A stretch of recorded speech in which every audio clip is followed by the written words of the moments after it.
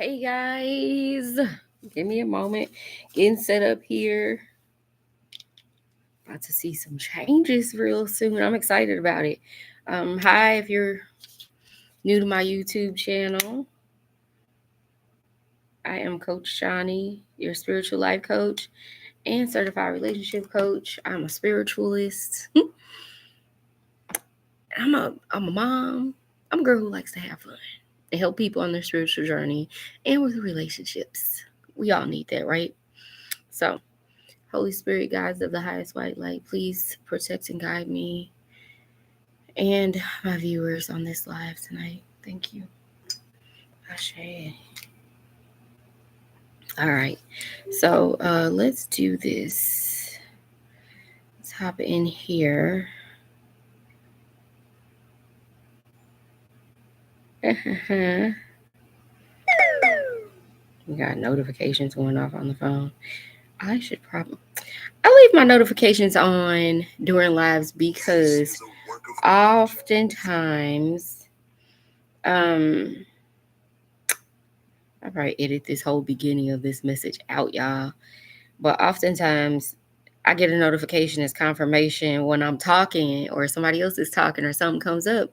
And the notification goes off and it's like, confirmation. This is a work. Confirmation. Checking my notifications before I get going. And I'm thirsty. Okay, y'all. I really shouldn't hold the phone down like that. Y'all make sure y'all hit that subscribe button.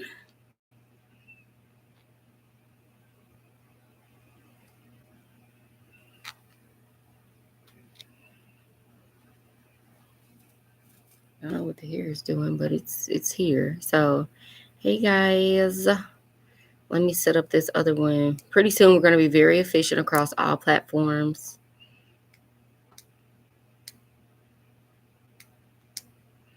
The plan is still the plan. That's what we're talking about tonight. And then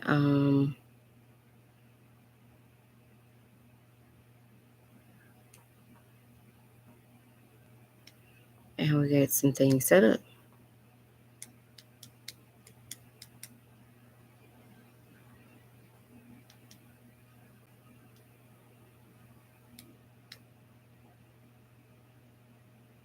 All right, y'all.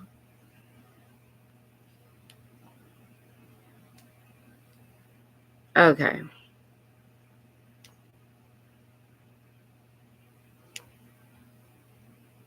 And let's pin my comment over here. And then we'll get going. Okay, cool beans. Cool beans. I noticed some people don't be popping up on my live no more. I noticed. My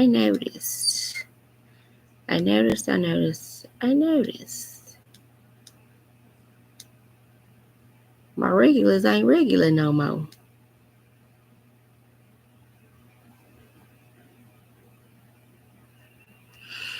Trust that everything happens in divine timing and everything works out exactly as it should. Let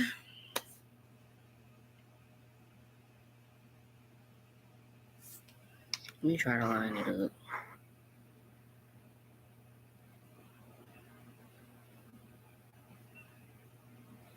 It's weird because on YouTube, it's like if I'm looking at the screen, then it still don't look like I'm looking at the YouTube screen on my laptop. I don't know what's up with these braids. We trying to make them behave for the live or something. Do work together for me, please. Y'all, things been a little crazy lately. I can say like a little crazy. The energy has been just super crazy. I acknowledge it, but I transmute this energy. I return it all back to center. But whatever has to come to the surface and be released, I like spray my energy spray to just keep my energy good. Keep my energy good. Thanks for liking the live, Jermaine. Yeah. So We're gonna do a little different tonight. If anybody wants a reading, y'all can send me 1111 on Cash App. I'll do a mini read for you. You want anything bigger, it's $55 on Cash App. And you'll get an hour at a later time, like sometime tomorrow. I'm gonna be in the house all day tomorrow. Aside from going for my walk, I'm gonna be in the house working on my business. Y'all know I'm an entrepreneur. God said so. Been trying to run from it. Go find a job. Go do this. Go do that. Ain't got nothing popping. This is it. Like this is it. So some of y'all might be in the same boat where y'all kind of running from your calling and trying to do all these things, and you might feel like you're in a position where you gotta go do that route because of your situation or whatever. But God will block it if it ain't for you. You just gonna have to accept it. Let's talk about my water bottle. It's a jar I bought at Dollar Tree, a glass jar. I like drinking out of glass, but I needed something with a top, and I ain't feel like waiting to order nothing. So this is what I got.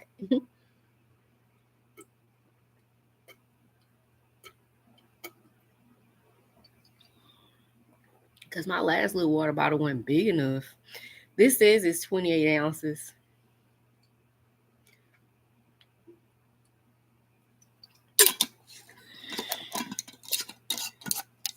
And if y'all can't drink out of a copper vessel, drink out of glass as often as possible. And so yeah, dang, what did I hit? I don't know, clicked off the screen on my live. Let me make sure I missed no comment.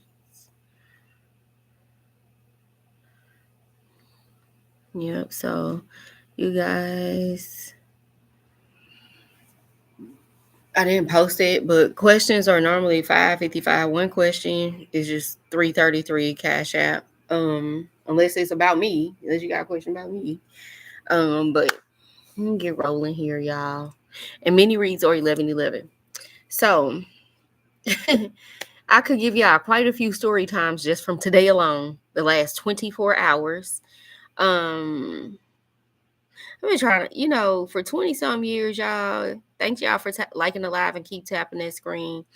For 20 some years, I feel like God has been preparing me to walk in my purpose and leave corporate and show me that multi-level marketing opportunities were not for me. I've been in like the Park Lane jewelry.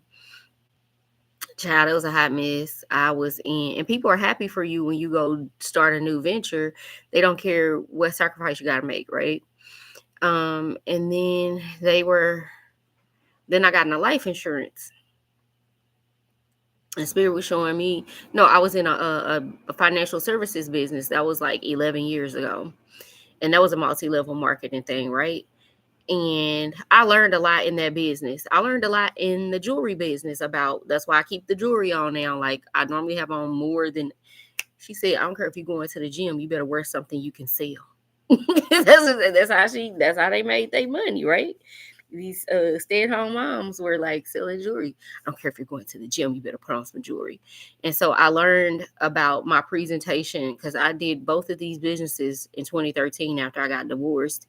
And I realized I stopped fixing myself up because I used to dress up and be a corporate.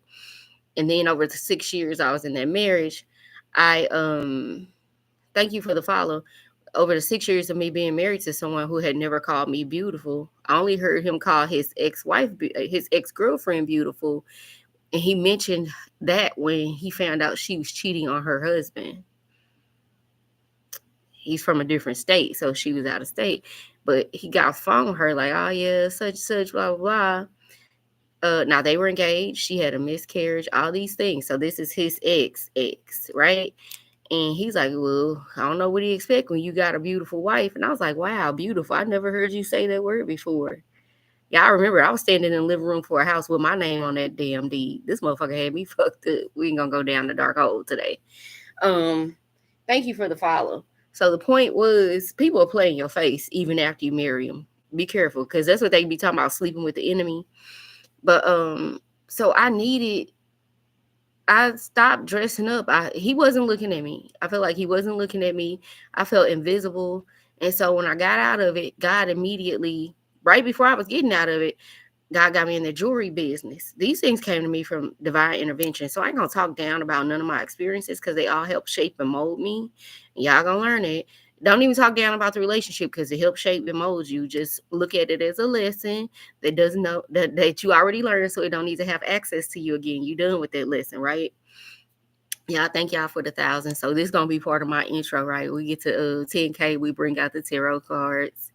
And if anybody needs a reading, I pinned my Cash App earlier, 1111, and then a question is 333. So Spirit is telling me 222. If you got a question, just send me 222 1111 for a mini read. We'll keep them quick. You need a longer, a 1 hour, whatever, it's $55. Cash App me. I could do it sometime tomorrow. Anyway, y'all, I needed to get back to like valuing myself and how I looked and picking myself back up again because I was looking real homely and depressed because I felt like he was not looking at me. And I was a lot smaller then. Even after my 14-year-old, after I had my 14-year-old, I was still small because he was a bodybuilder and personal trainer. So I was at the gym every day almost. But even towards the end, I started gaining weight because he didn't want me going to the gym. And so this person I'm married to never called me beautiful. Only time I heard him say call a woman beautiful was his cheating ex-girlfriend. And you don't forget stuff like that, right? You don't forget stuff like that. You can't heal from it. I will forgive you, but I will not forget that. So let's not act like it was something it wasn't, right? When people come back later and try to save face, you remember what they said, you know what spirit they said it in, and they thought nothing of it. So keep that same energy. Anyway, y'all, so the businesses I finally got the courage to just separate.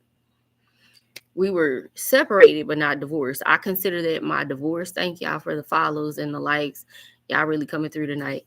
I'm also on YouTube at TheCoachShoni. This is where I'm going to cut over on my birthday on November 11th. 11/11, that's my birthday. We'll be cutting over to YouTube. So y'all, thank you. Waiting on this to come through. Kimberly, I got it. Gratitude goddess. So once I tell this story, I'm gonna pull some cards for you. So immediately getting out of that marriage, the situation, even though the divorce wasn't final yet, hadn't even done any papers, it wouldn't even be final for another 2 years. But I consider that when I got divorced because that's when we were no longer in the same house, and that's when I was done. I was all the way done, right? You can't nobody tell you to break up with somebody because they don't like them, they bad for you. You might not even break up with them after the first black eye. You might go on to still have children. You might not break up with them when you laying in the floor being held up by your feet, being kicked in the legs and the sides and everything. You might still go on to be with them. You don't know that abuse is not love. You used to emotionally, mentally, and physically abusive relationships because in your family, that's what we call love. You might not know that. And people might be mad at you for being in it, but that's how they raised you. So what do they expect? You can't raise your children one way and expect them to just completely be perfect later. They're going to act like you raised them. They're going to act like they had an abusive parent, and they're going to act like love is abuse. People who love me abuse me. If your parents loved you and they abuse you, and whether it's an emotionally manipulating mother, whether it's a passive aggressive father or an absentee father that demands your love, time, and respect when he wants it, but he doesn't have to give you his growing up, then that's a problem too, because my father still expected me to respect him while he was in the state of Washington my whole life raising somebody else's daughter. So it's like that can be emotionally manipulating to your children to force them to be respectful to a parent that's not there just because they pay child support. That ain't that child's business. The finances ain't that child's business. The time, energy, and love is that child's business. So if your father ain't showing up for you in the way you need them to, what a child sees, the other parent needs financial help. But the child needs the parent present. And if that parent ain't been present, don't force your child to be to act like they in the house with them just like you are. Don't force that on them, because that's not how they feel. They don't see that person. They're not getting what they need from that person. Finance is bare minimum. That's a state requirement.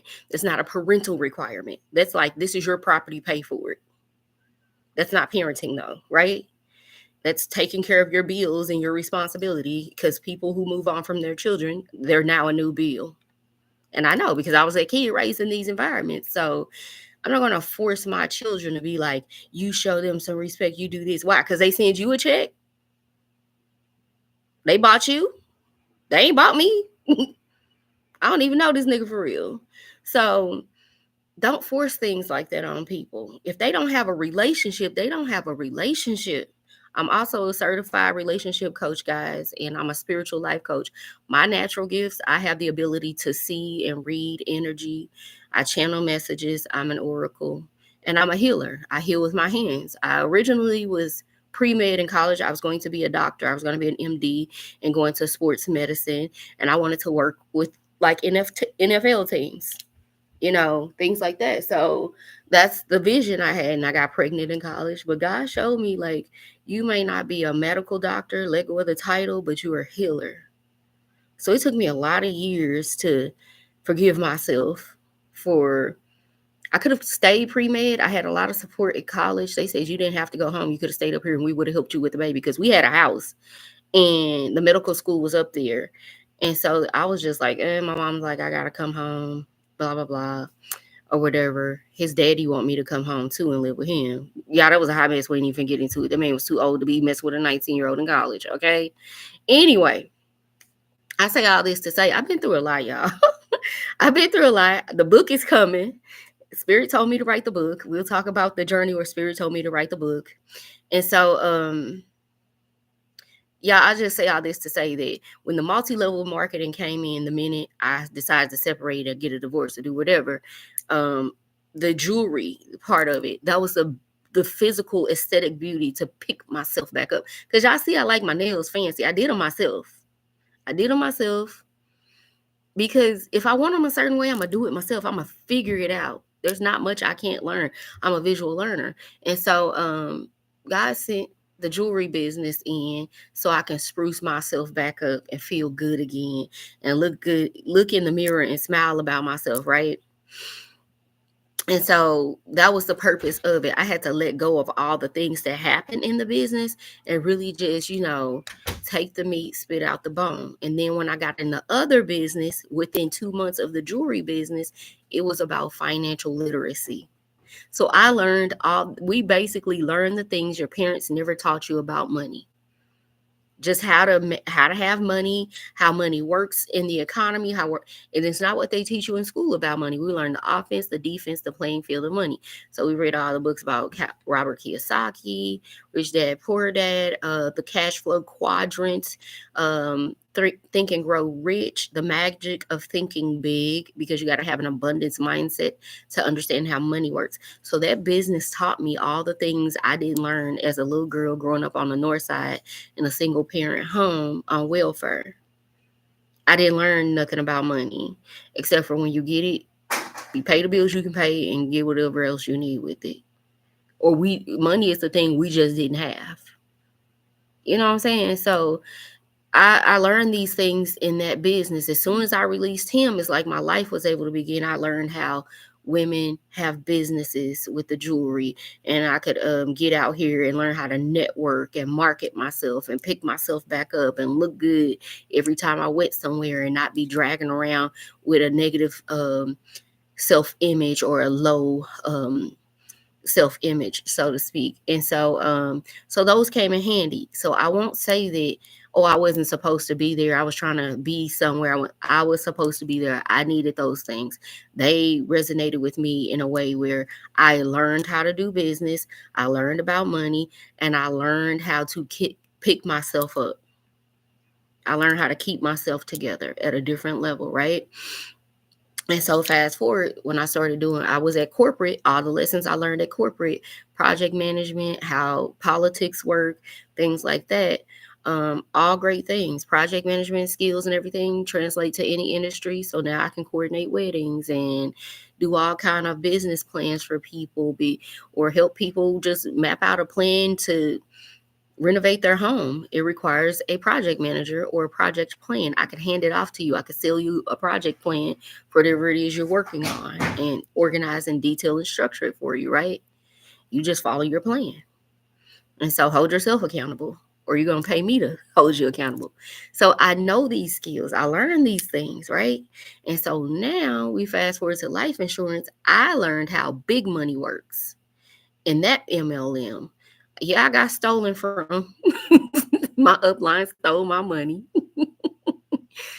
I only know about one policy. When people start stealing from you, you only find out when they got comfortable doing it, because they've been doing it, right? You just don't know how many clients they stole from you behind your back and said they never got a policy, because you didn't have a close relationship with those people. These are people I'm meeting out networking, and I'm trusting my upline to write their policy, him and his wife.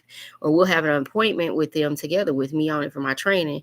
All of a sudden it gets rescheduled, but I never get on the reschedule, stuff like that, So I learned how not to get robbed in business. I learned not to trust everybody too. So that was when I left corporate. I was in life insurance. Went to another office, and I learned that basically this people could be at a point where they might have prayed for you. They might have prayed for you to come, or they might have prayed to get to a certain point in their business or get a promotion, and you show up, and you can absolutely be that person to help them get their promotion by getting your promotion, and they just got to help you get yours so they can get theirs. And they don't want it to be a black woman. Why would God send me a black confirmation? Why would God send me a black woman? Because, baby, I'm the one I can get the job done, okay? And I was about to start my own life insurance office, y'all. And I'm telling y'all all of this because nothing was in vain. All the lessons, all the things that were hard and in my face, when him and his wife started having people call my clients behind my back and book appointments with them, and then my downline would be in the office with them, and I would be at home because he tore ass with me at this point. They would have known she would be on Zoom with me and the client hopped off. They would have her mute me on Zoom and threaten her. They threatened her. Oh, she's going to mess up your license. She's going to do this. So it was like, why you let me go run and train with her for 6 weeks if she's not good to work with? Well, we were doing so good that they wanted those clients out of her family now. Her family only trusted me to do business for their entire family. I wrote annuities, IULs, term policies, you name it. Her family trusted me. I got them the best plans to suit their financial needs and whatnot. I care about people. And I educated her whole family. And so what people can't copy is your energy. And so when we got to a point where she had her mute me and threatened her that day in that office. And then they started booking appointments with people that she and I had appointments with behind our back. And they're calling me like, who is this calling me? And why are they booking another appointment? And they was like, well, they need to see, you need to spread your clients around this office. We need some money off of them. Why am I out here working for all y'all? It don't work like that. So you got to understand that whatever you going through and whatever you learn in these situations, it was never to hurt you. Everything that I've gone through, I could be so bitter, y'all. I could be so bitter. It is not going to serve me. And I truly believe I'm on this spiritual journey. God has confirmed it 10 times over that I ain't just fucking up my life and everything's just falling apart because I'm paying back karma. Because it can look like that. You can honestly get to the point in your spiritual journey where you feel like, God, where are you? Why aren't you showing up for me? Why is this happening to me right now? Why am I feeling like I'm losing everything? Why is everything falling apart for me? Why do I have to send my child away? Why do I have to give up my own place? Why is my car gone? Why am I staying with people? And why is everybody talking about me behind my back? And why is everybody making little smart comments in my face? You know?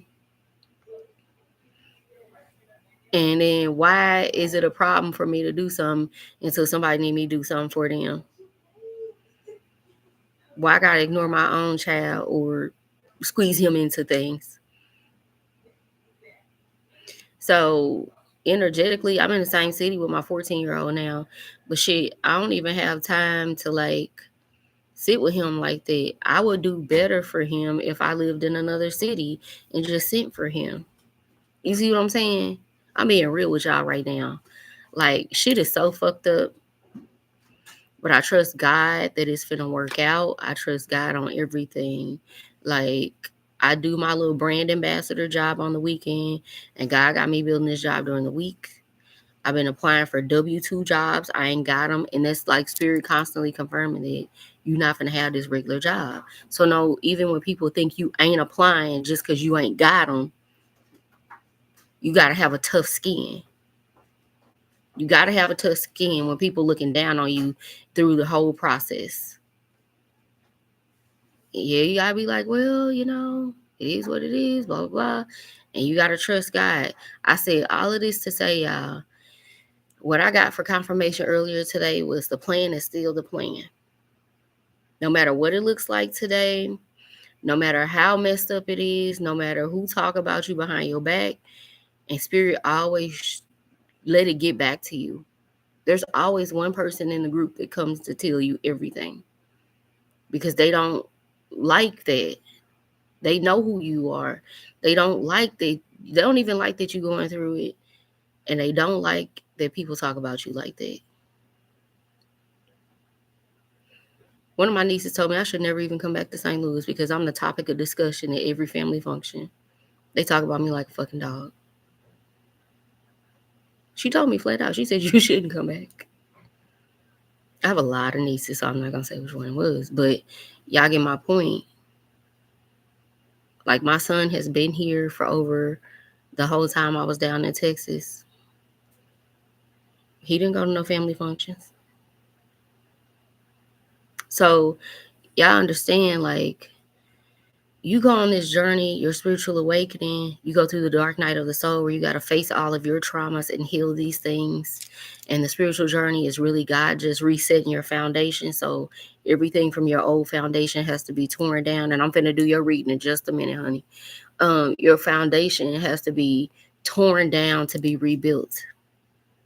God has to tear down the lies, the relationships, the mindsets,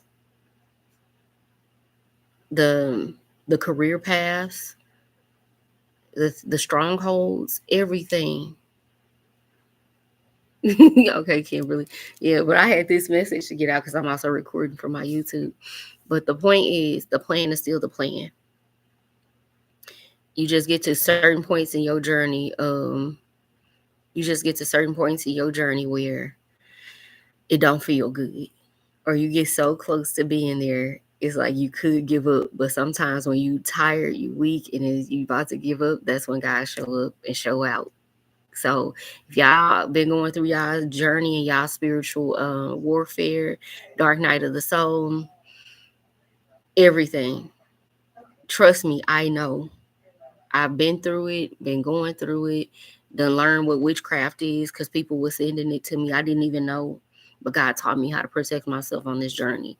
So you can be loving light. Don't mean everybody like you. They might hate you just for that reason because it ain't them. So even as I pick up these tarot cards, y'all, people talking about me for that. I don't know what she doing with them tarot cards. I don't know this. Calling my mama talking about me.